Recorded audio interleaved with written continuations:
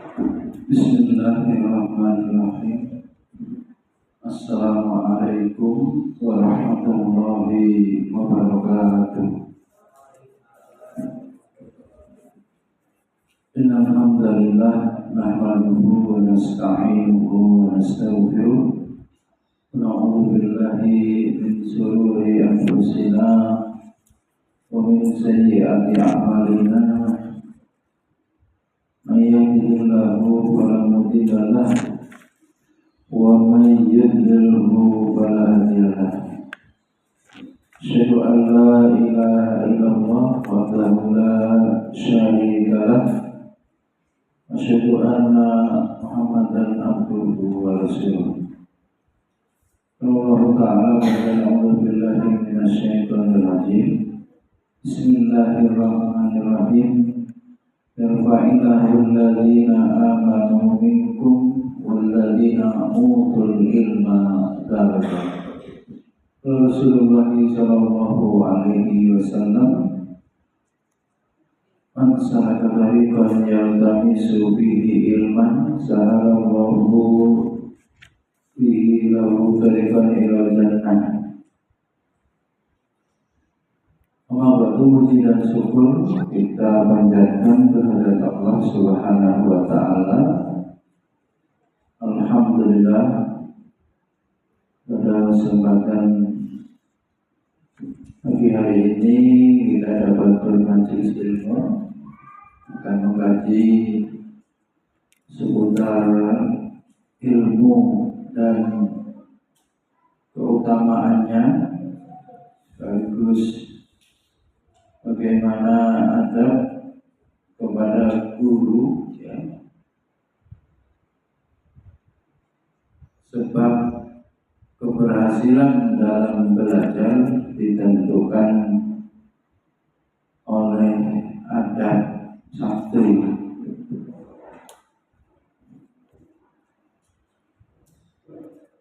Yang mana saat ini su'ul adab itu sudah masif, ya, terjadi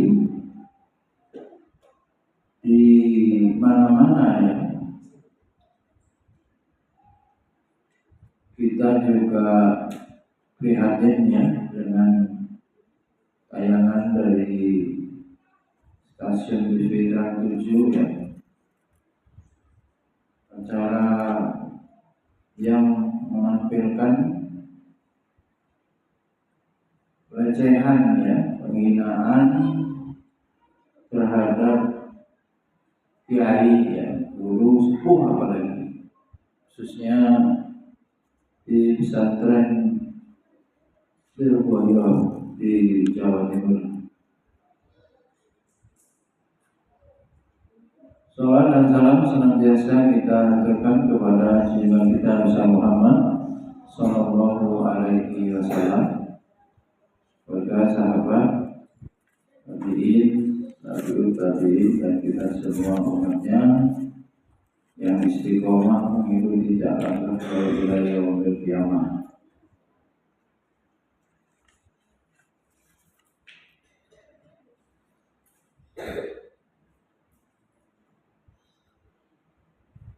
Hadirin Allah, kitab Adabul Alim, ya, adab yang dikarang Ibnu Jamaah, ya, bagaimana seorang yang berilmu itu beradab dan bagaimana orang yang belajar itu beradab.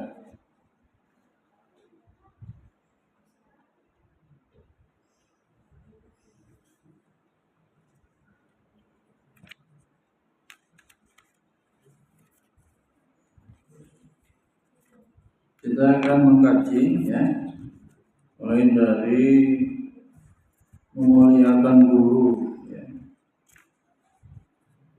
memuliakan guru.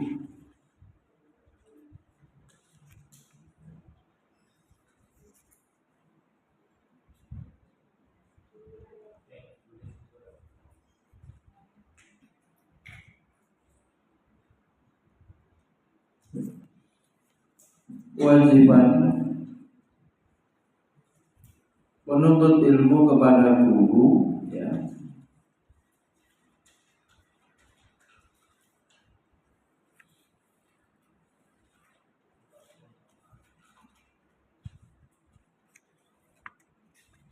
Memuliakan guru, mentaati guru.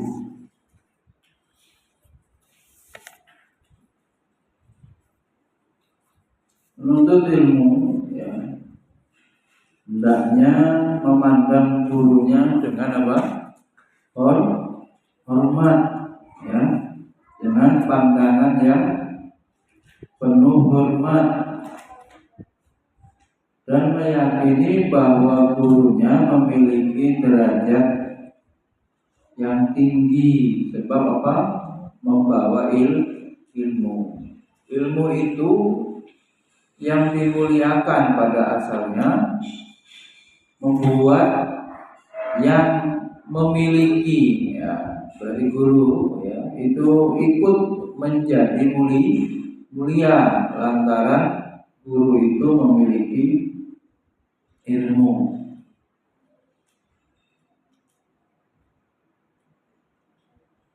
Apa faedahnya?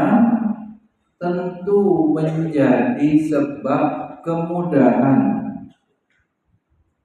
murid dalam mendapatkan manfaat ilmu. Ini nggak main-main, ya. Belajar menjadi mudah dengan memuliakan guru.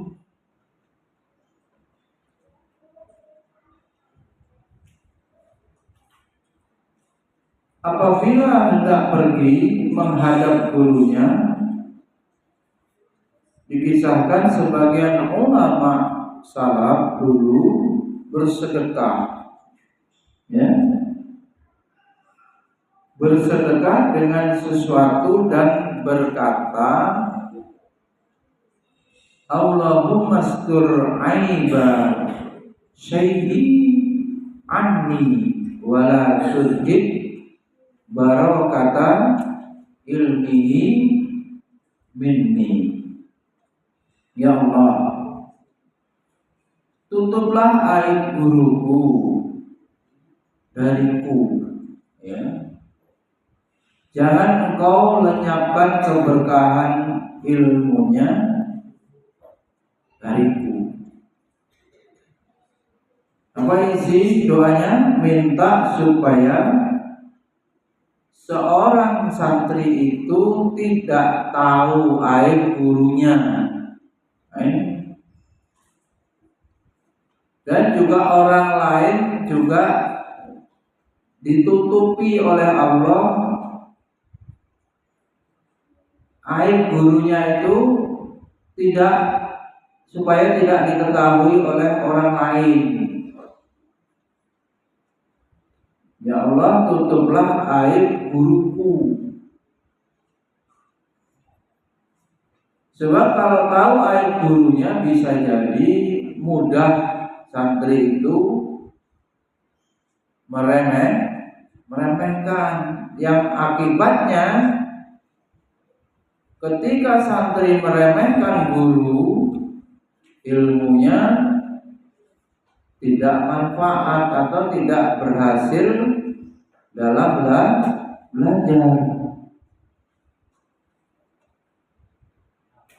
Dan bermohon juga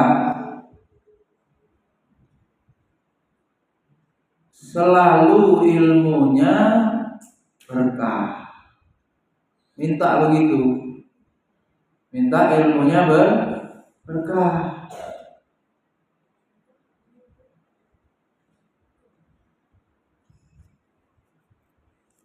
Tidak ada alasan apapun berseteru, membenci, apalagi sampai menzalimi, menyakiti guru, ya. Mustahil bisa berhasil dalam belajar.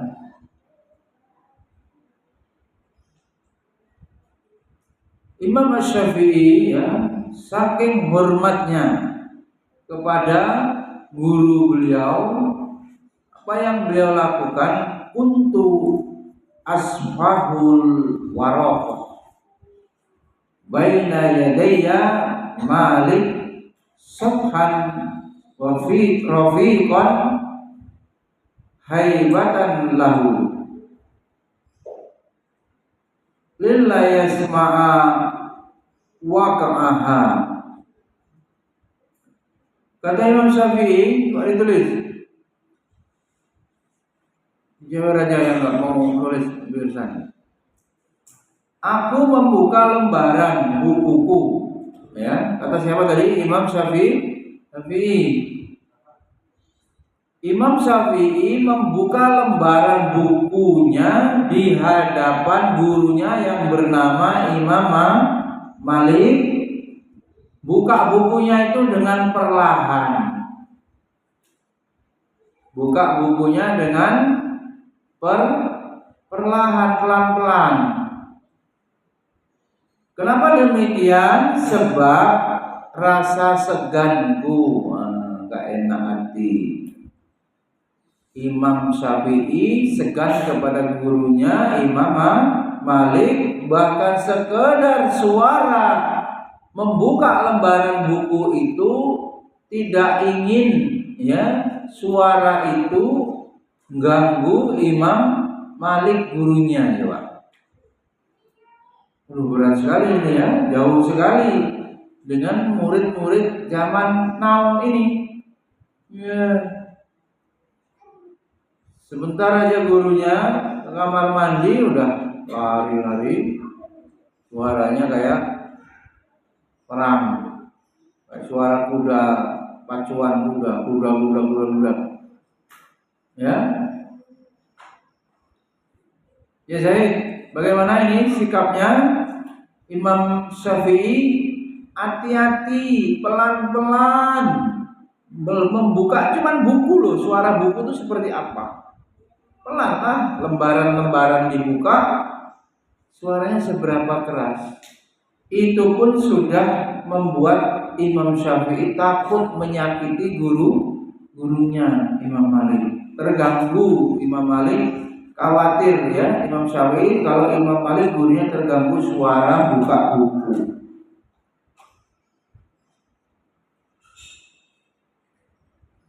Sungguh jauh sekali dan berat sekali kita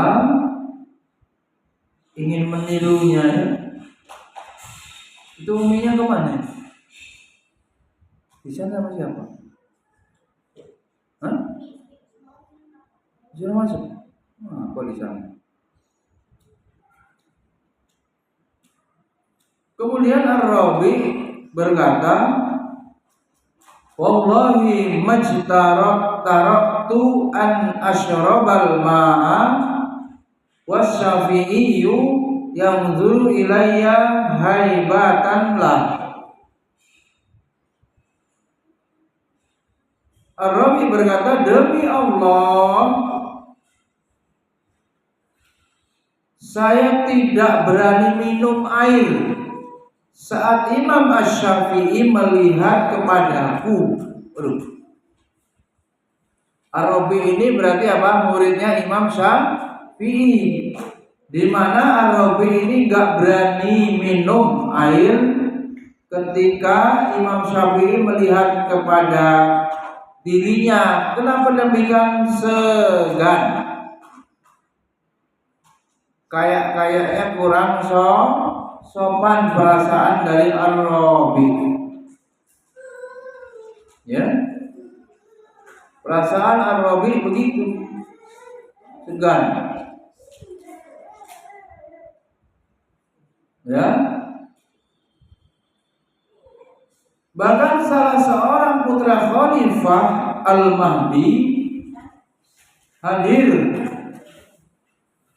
di majelis Syarik. Syarik ini Syarik bin Abdullah An-Nakhai, Abu Abdullah Al-Kufi, salah seorang ulama, ya, wafat tahun 177 Hijriah, yang dikisahkan dalam kitab Syiar Alam A'lam An-Nubala.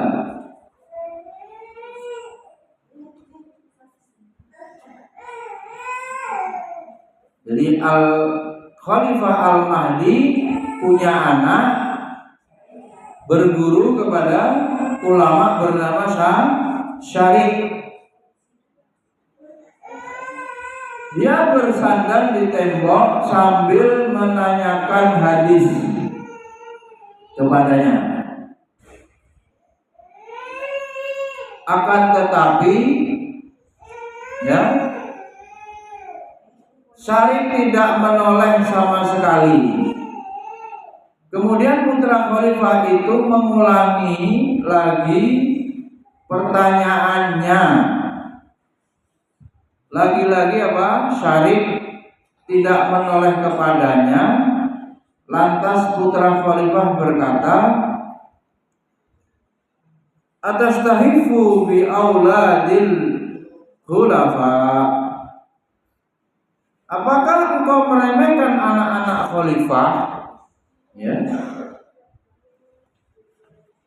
Syarif menjawab, sang ulama menjawab, la, walakinnal ilma ajallu indallah min an udayyi ahu.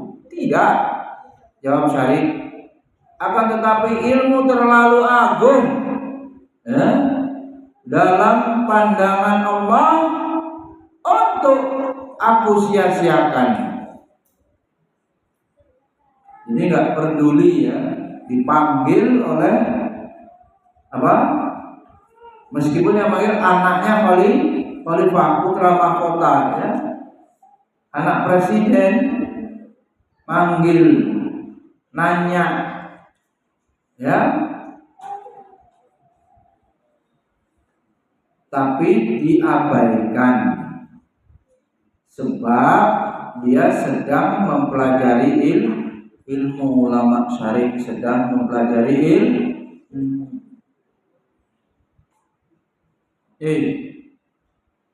Depan aja biasanya duduknya di tengah ini Hizam sama Arfan.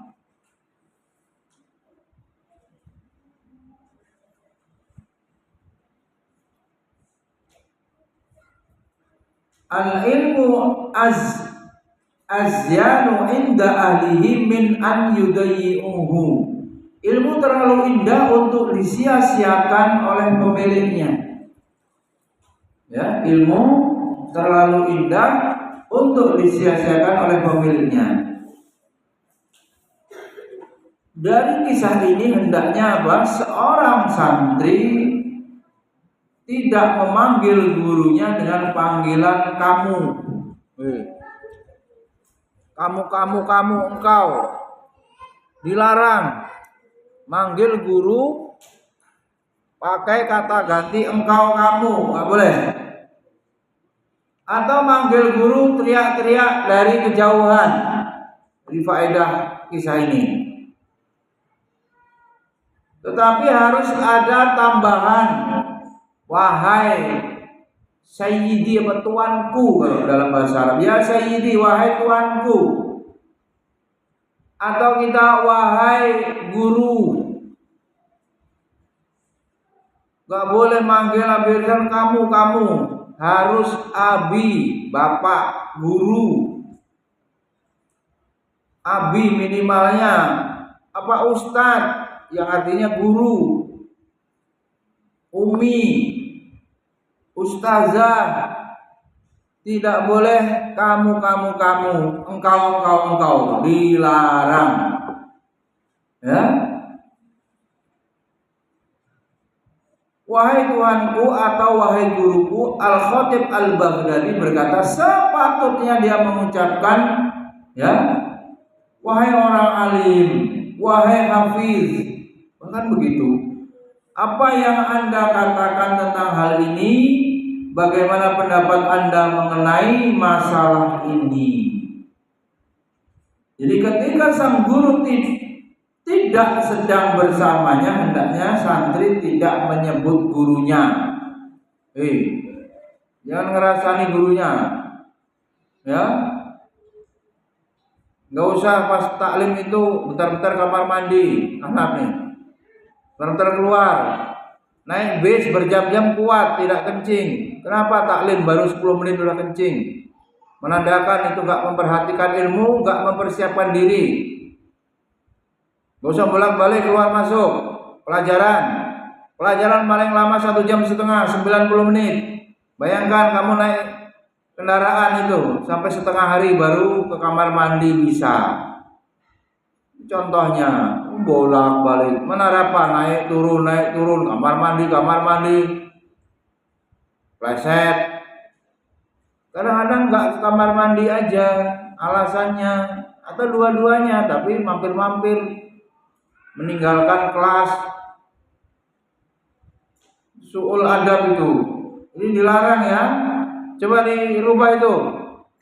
Hal-hal yang membuat ilmu tidak bisa masuk atau gagal dalam belajar, ya harus dihindari. Itu gunanya nambah hari, nambah ilmu, nambah berubah menjadi lebih baik. Mil, gak usah pulang-pulang ke rumah. Zaid, istirahat saja pulangnya. Gurunya sedang nyimak, santri yang lain pergi, harus dicari-cari. Itu menyusahkan guru. Kalau sampai gurunya tersakiti, apa dampaknya? Ilmunya tidak berhasil masuk ke hati, ya, gagal dalam belajar. Hadirin Allah, apa tadi terakhir, nggak boleh ngerasani gibai guru. Gurunya nggak ada, santri dengan santri berbincang-bincang, isinya ngata-ngatain guru, membicarakan guru, itu terlarang. Ya. Kalaupun harus menyampaikan kebaikannya dan diberikan penghormatan. Bahkan orang Arab menggunakan kata syekh. Syekh fulan. Syekh itu orang yang dituakan, ilmunya tinggi gitu. Ya, syekh. Atau Ustadz fulan, jangan namanya, harus ada tambahan penghormatan. Ada juga Hujatul Islam, itu juga penghormatan, ya. Jadi beliau ini seperti yang memiliki apa? Atau menjadi penegak hujah, disebut Hujatul Islam.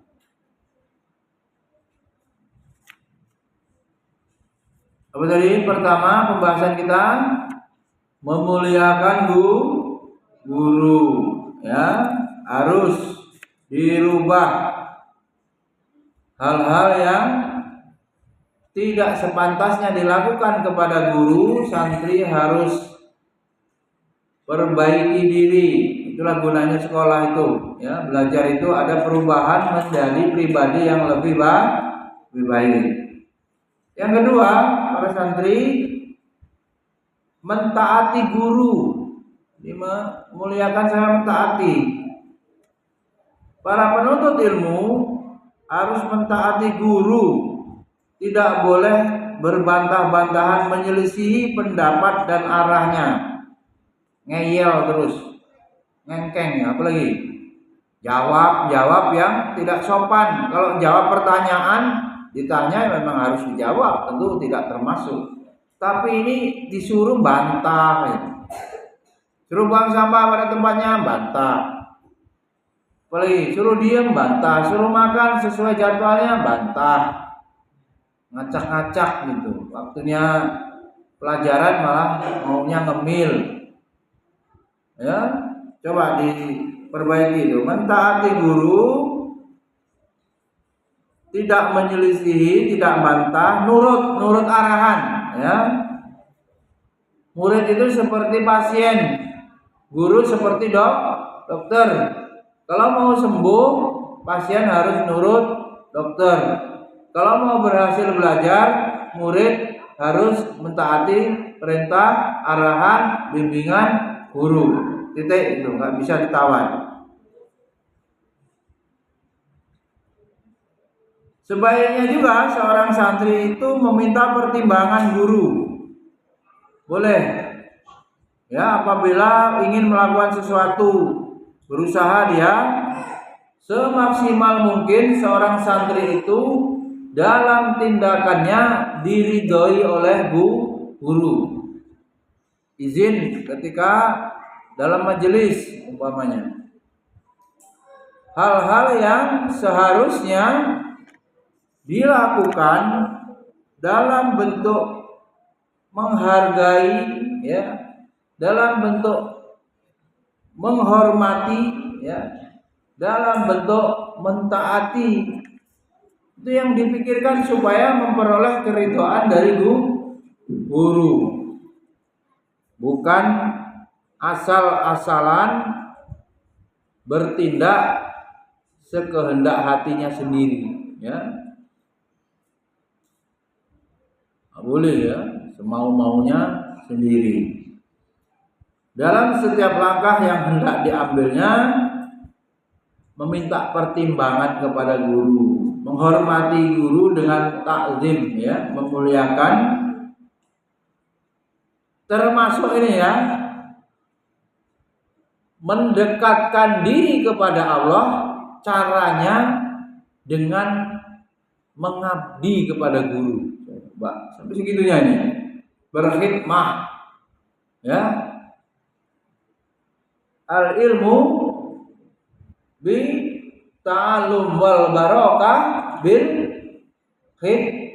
hikmah. Ilmu didapat dengan belajar dan keberkahan ilmu diperoleh dengan hikmah atau membantu mengabdi kepada guru. Bahkan dikatakan dalam kitab ini Ibnu Jamaah mengatakan bagian daripada mengabdi, taat kepada Allah itu mengabdi kepada guru.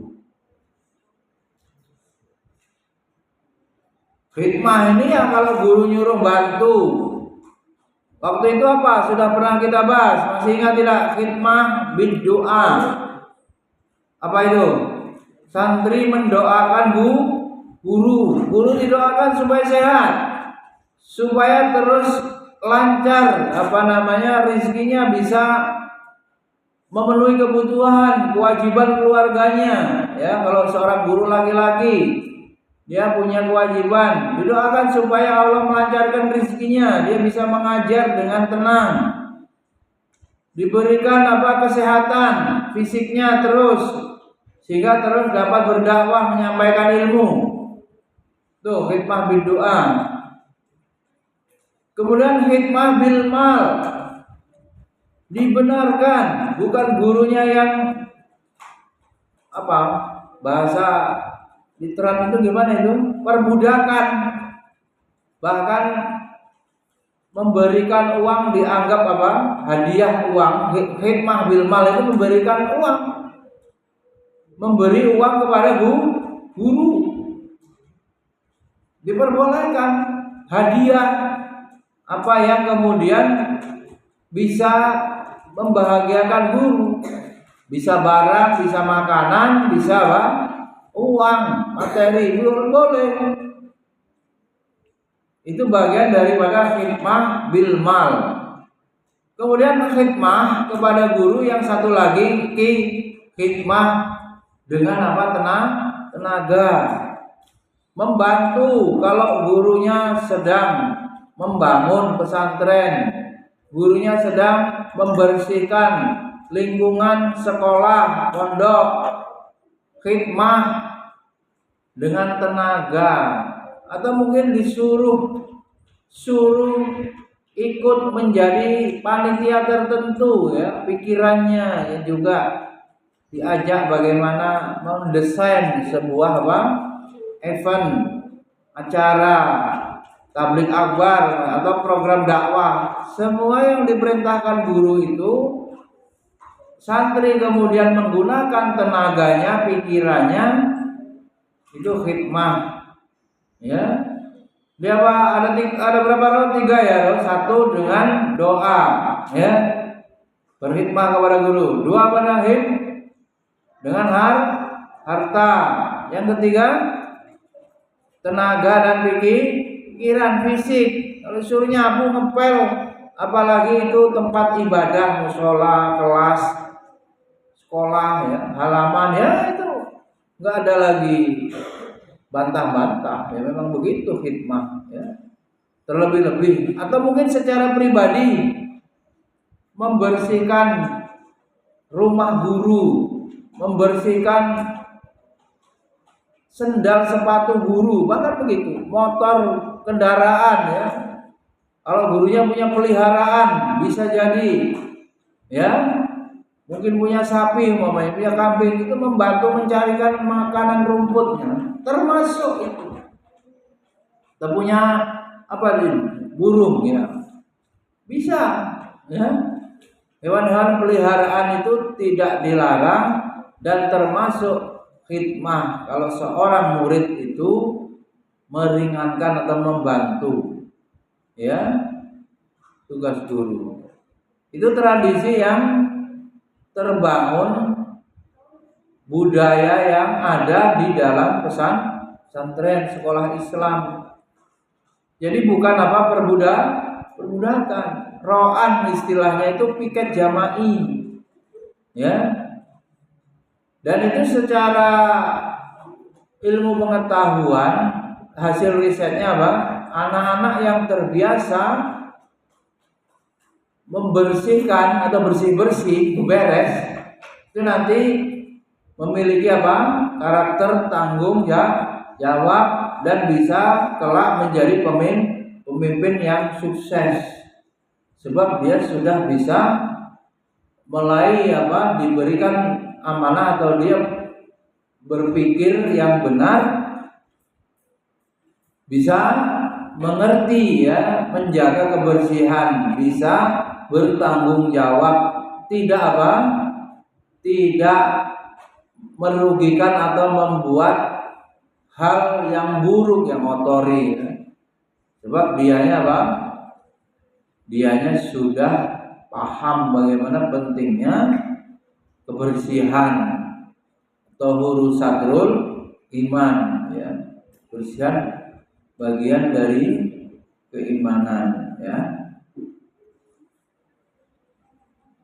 Coba diulang, Rizky, bagaimana cara khidmah kepada guru? Ada 3? Bukan, khidmahnya 1 apa? Ya memuliakan, tapi itu di dalamnya ada pembagian khidmah. 1 apa? Apa ini? Tuh, 1 lagi. Pan. Belanda dulu tulisannya. 1 apa, Im? 2 harta. 3 tenaga. Mana Azalia tulisannya? Mana tulisanmu? Enggak nulis ngapa? Nabila, mana tulisannya? Apa khidmah kepada guru? Enggak usah.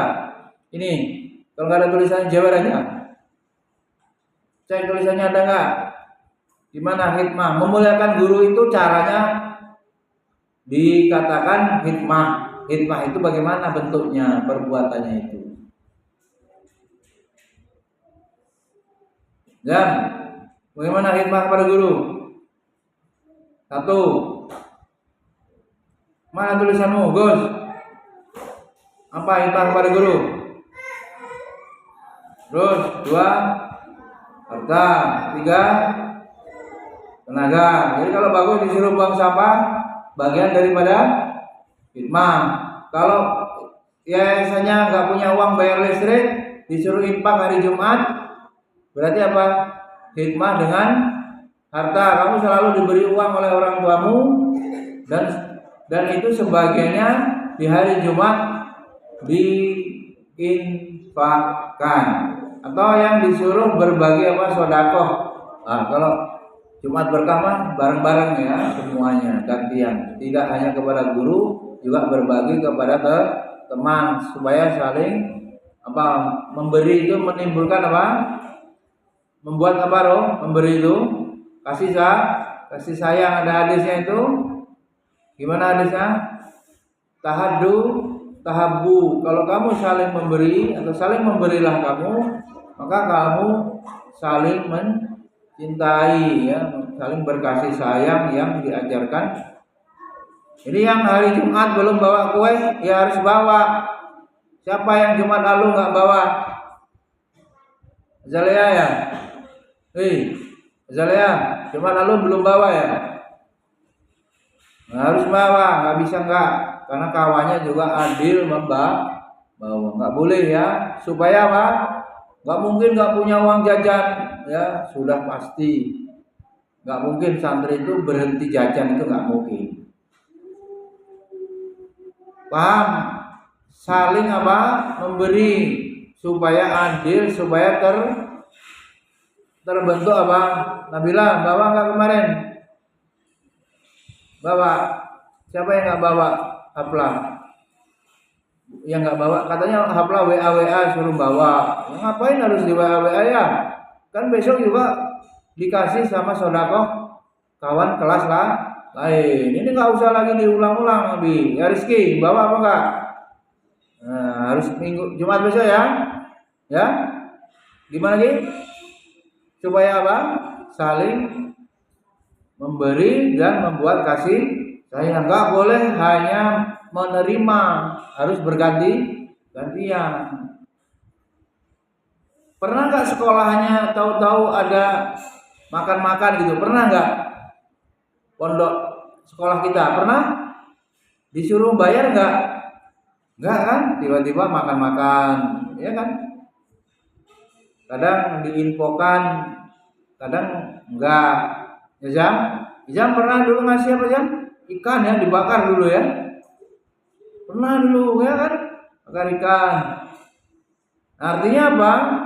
Bagian daripada kebersamaan, ya, saling memberi, berbagi. Kan Jumat latihan apa? Dirutinkan memberi. Sebenarnya ya setiap hari disunahkan bersedekah, tapi manusia perlu diberi motivasi pekanan begitu. Hingga keutamanya seperti di bulan Ramadan di hari Jumat.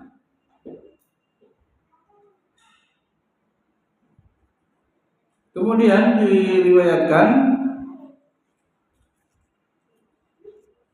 dari Imam Syafi'i, ya, kita lanjutkan. Rahimahullah pernah dikritik karena ketawaduannya kepada para ulama, lantas beliau berujar, "Uhina lahum nafsi fahum yugrimu naha lan taqaru man nafsu allati la tuhinuha." Aku rendahkan diriku kepada mereka, maka mereka pun memuliakan diriku. Dan beliau, diri yang tidak pernah engkau rendahkan di hadapan mereka tidak akan pernah dimuliakan. Ya. Tanpa memandang kehormatan diri, nasab, kedudukannya, Ibnu Abbas rela menuntun kendaraan.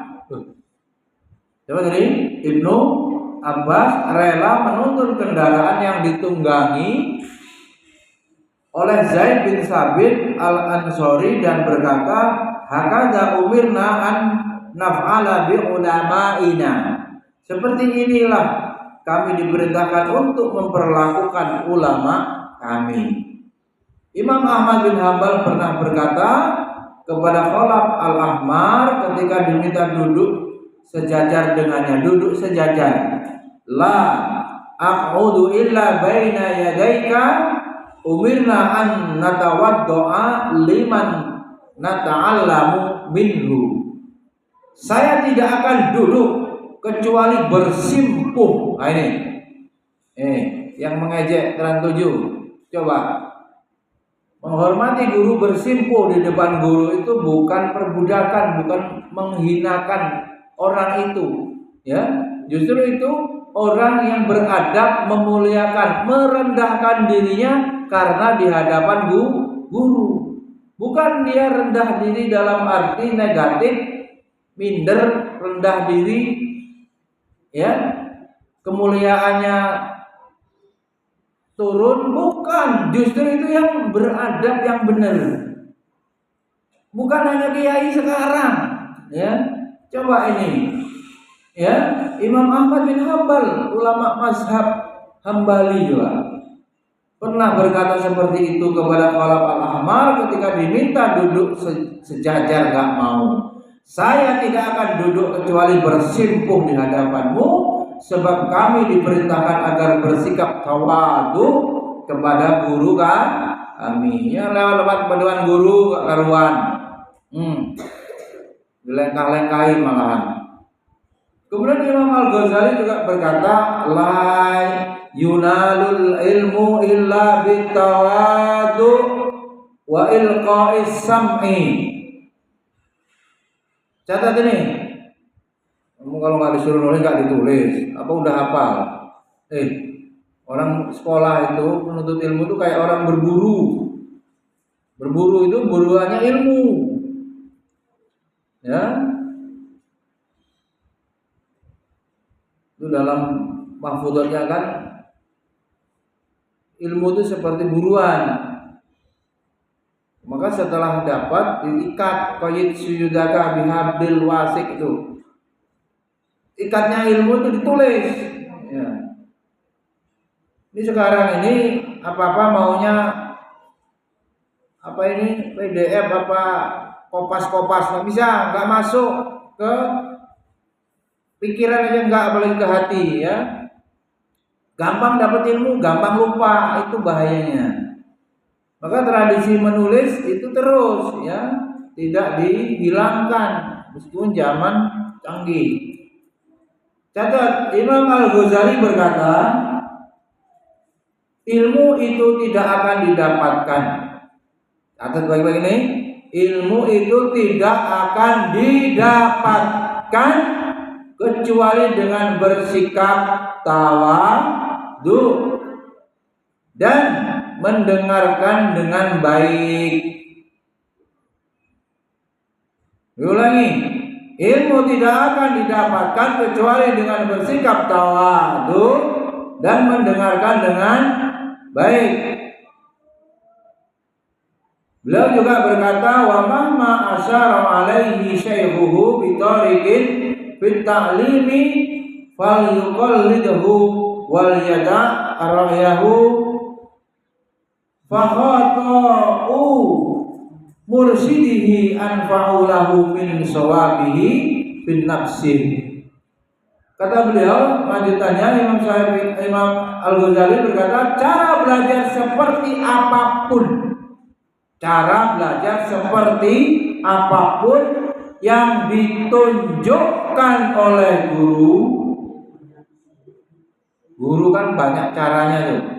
Kemarin ya Arfan habis suruh baca dan jelaskan, habis suruh bagus supaya dijadikan murid, ya. Di sini kemudian Imam Al-Ghazali mengatakan, seperti apapun yang ditunjukkan oleh guru, hendaknya ia mengikuti sang guru. Guru suruh nulis, guru suruh hafal, suruh jelasin. Tidak ada ceritanya bantah. Santri harus mengikuti sang guru. Tidak boleh mengabaikan guru dan malah semaunya sendiri, ya. Sebab pendapat gurunya bahkan seperti ini, ya. Pendapat gurunya kalaupun saja keliru lebih manfaat baginya daripada pendapat pribadi sang murid. Ya, umpamanya. Tapi kan guru ini kan sudah sungguh-sungguh mendalami ilmu, jadi kecil kemungkinan dia ngawur atau salah. Ini kan sekiranya gurunya itu salah, murid itu tetap harus menghormati, lebih utama dia mengikuti pendapat gurunya. Umpamanya di hadapan Allah disalahkan, kan murid nggak salah, yang salah guru. Tidak masalah, tidak dosa ya, karena gurunya, ya. khilaf yang salah. Tetapi tentu saja Allah menjaga keilmuan guru itu supaya tidak gampang salah. Beda ya. Perlindungan Allah, penjagaan Allah kepada guru itu ada, ya. Sebab dia ikhlas menyampaikan agama, mengajarkan agama kepada umat, ya, kepada santri dalam hal ini ketika di sekolah. Allah Ta'ala telah mengingatkan hal itu dalam kisah Nabi Musa dan Nabi Khidir alaihi salam dalam firman Allah, qala innaka lan tastati'a ma'iya sabra. Sesungguhnya engkau tidak akan sanggup bersabar bersamaku, ya. Jadi demikianlah Nabi Musa saja yang memiliki kedudukan yang tinggi, nabi loh ya, punya ilmu tentu yang mendalam, disyaratkan sama Nabi Khidir diam, disuruh diam sama Nabi Khidir, ya. Qala fa inni taba'tani fala tas'alni an syai'in hatta uhdisa laka minhu dzikra. Janganlah engkau menanyakan sesuatu apapun kepadaku sampai aku sendiri yang menerangkannya kepadamu. Kalau belum disuruh tanya jangan merocos mulutnya apa? Kata mulutnya nyusahkan guru bertanya. Belum, kan mau diterangkan baru kemudian sesi kesempatan, atau gurunya baru mau menjelaskan kan memikirkan supaya santri ini paham gimana, santrinya banyak, ini telat, ini apa cepat, ini sedang nggak paham-paham, masih memikirkan itu. Ini malah ada yang nanya, itu mengganggu konsentrasi guru yang itu kemudian menyakiti, maka dilarang. Dalam Al-Quran pun ya terjadi pelarangan, disuruh diam itu si Nabi siapa? Musa. Nabi. Kalau pas jadi murid ya tetap meskipun Nabi suruh diam. Ya. Qala fa in tabatani fala tas'alin an syai'in hatta uhdisa laka minhu dzikra. Mudah-mudahan bermanfaat. Ini untuk kemudian meresponnya sikap-sikap orang yang merendahkan guru itu pada dasarnya, atau merendahkan kiai ulama itu merendahkan ilmu dan Islam. Nah ini konklusinya, Islam itu agama ilmu, merendahkan ilmu, merendahkan agama Islam. Fa'lam annahu la ilaha illallah, di dalamnya perintah untuk menuntut ilmu, ya. Oleh karena itu para santri ya mulutnya dijaga betul. Itu banyak menjadi sebab orang itu celaka, ya. Kata Nabi juga, siapa yang bisa menjaga, mengamankan dua lubang, ya, yaitu bibir, ya, mulut dan kemaluan, adman lahul jannah, dia dijamin masuk surga. Mudah-mudahan bermanfaat. Subhanakallahumma wa bihamdika, asyhadu an la ilaha illa anta, astaghfiruka wa atubu ilaik. Assalamualaikum warahmatullahi wabarakatuh.